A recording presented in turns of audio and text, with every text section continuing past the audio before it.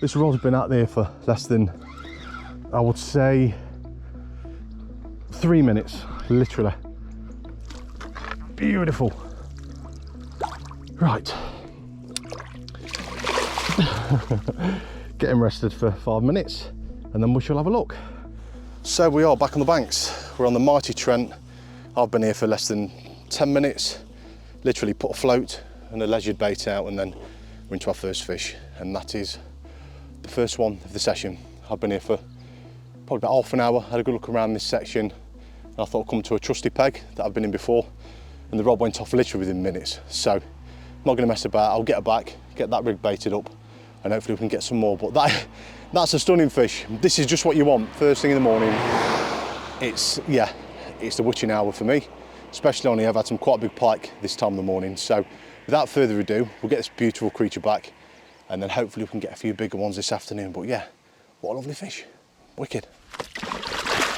Right mate, back you go. Calm down mate, I'll let you go, That's the one, go on. Don't be mardy. Look at the markings on these Trent pike, absolutely stunning.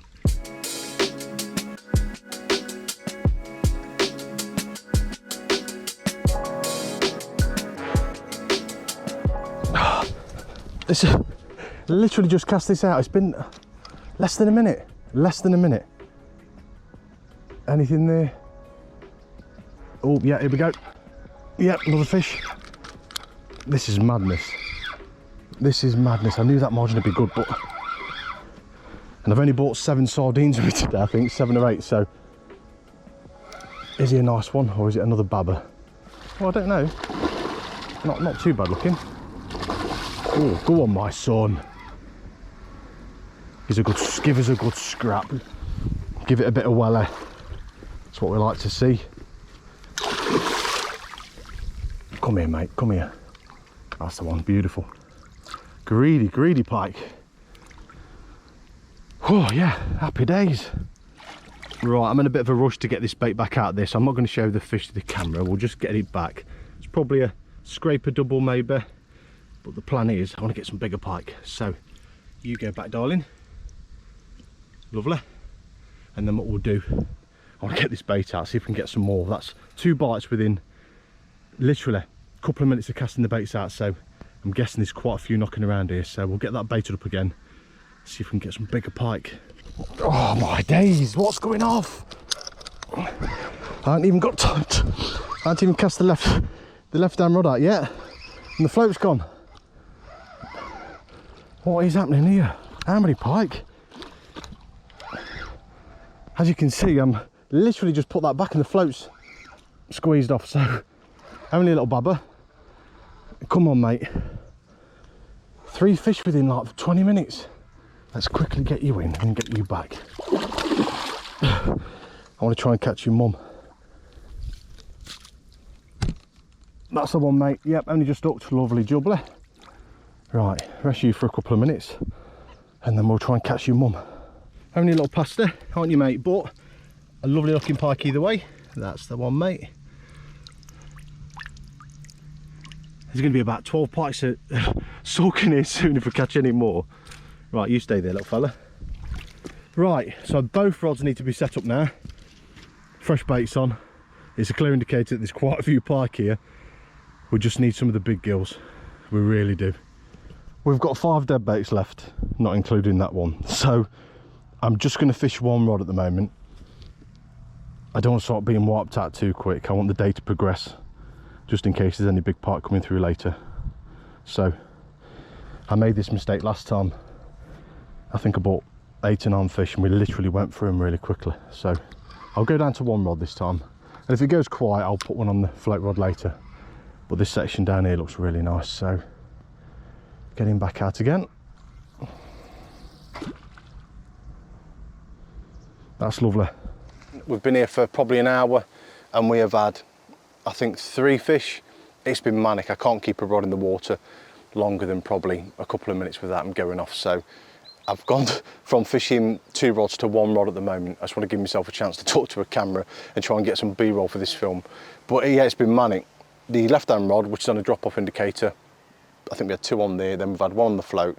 So at the moment I'm just fishing on a drop-off indicator down this left-hand side of the margins. So it's calmed down at the moment, thank God, but it seems there's quite a few small pike in the area. So the conditions of the river at the moment are absolutely perfect. It's quite low, there's a nice bit of visibility, and there is hardly any flow to the river whatsoever. I could probably chuck a lead out 40 yards and not have to worry about the indicator pulling out.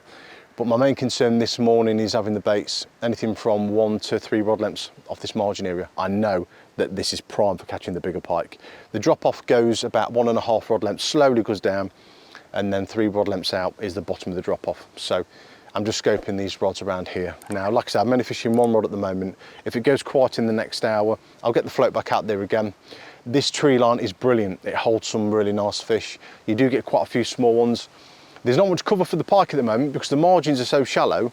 There's quite a lot of rocks there, so there's not much cover for them, but these marginal tree lines are absolutely perfect. So I'm going to be recasting every 30 to 40 minutes, I think, and then basically go from there.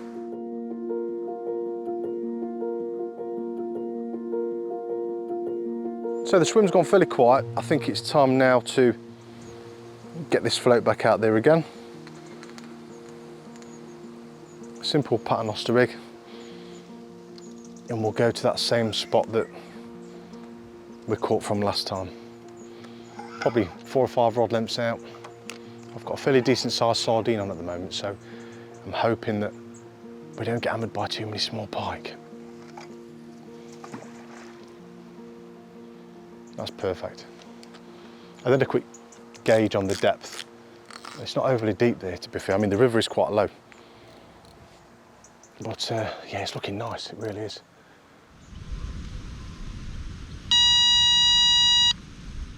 Here we go, here we go. Oh, is that debris? That was a bit of a strange take, that one was. A bit of a strange one. Some of the baits on my last session were quite a bit, the belly section had been eaten away. No, that's fine. Might have been an eel. That actually might have been a really small pike. You can see it up. Let's have a look. No, that might have been an eel, looking at the actual markings on the fish.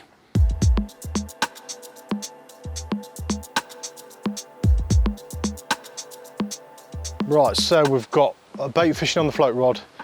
I've made a new trace up for the leisure, and we've literally got 1.5 baits left from one of the mangled baits from earlier on. So when the bait's gone, that's it. Now it's probably 11:30, so this session is more than likely going to get cut short, unfortunately, and that's all down to my fault, not bringing enough bait. But on a session on this particular stretch, I don't hardly ever bring huge amounts of bait anyway, because you don't get that many runs in quick succession. So all I can do is remember for next time. But to be honest, I made a schoolboy error on my last session.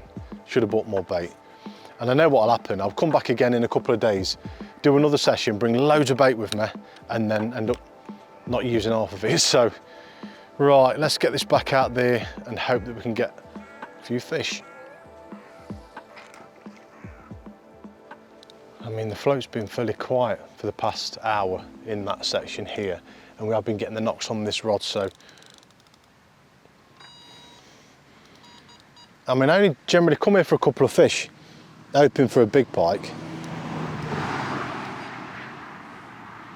So if we get 2 more fish, I'd be more than happy with that anyway.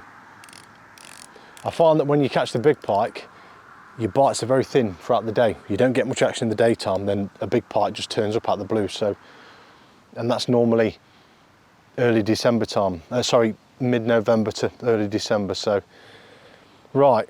So we've got 2 baits to fish in, 1.5 in there, and then that is pretty much it. That's going to be the session done. So, fingers crossed we don't get hammered by the eels. I know it's the eels, they're tearing away at the baits. That's why when I'm pulling it back, the elastic band is still connected to the trace. Normally, the trebles would bend round if it was in a snag, but they've been coming back fine. So that's the only thing you've got to contend with. And I did speak to the bailiff a few weeks back, and he was saying a lot of people were having problems with eels on here, just constantly, indicator pulling out and bits and bobs. So fingers crossed we don't get too much problems with those over the next couple of hours.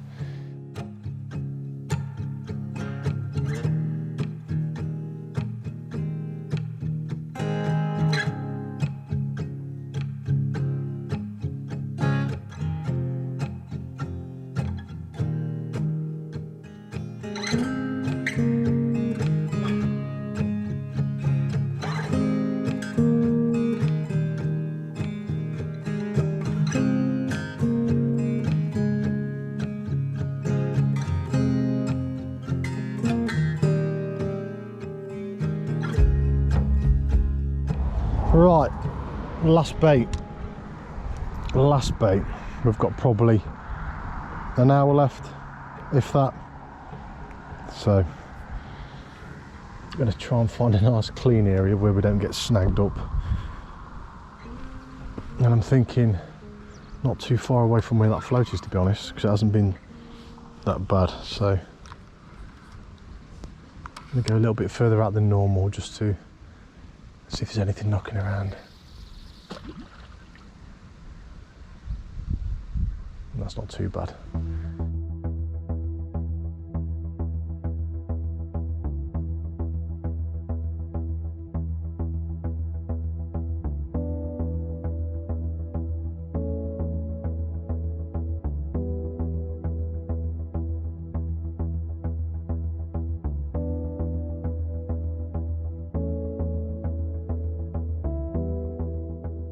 Literally just had a knock on the float rod.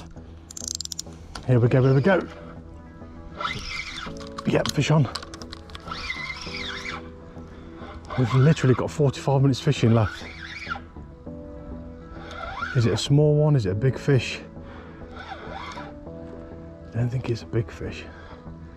I don't think it is. Can't see much, to be honest. Oh, giving some nice lunges.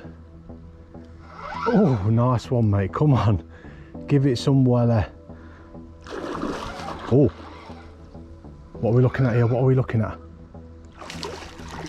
No, it might be a small one. The Pike and the Trent, they don't half give it some. They really always only just hooked in the scissors. This pressured water, they still amazes me. The drains are exactly the same.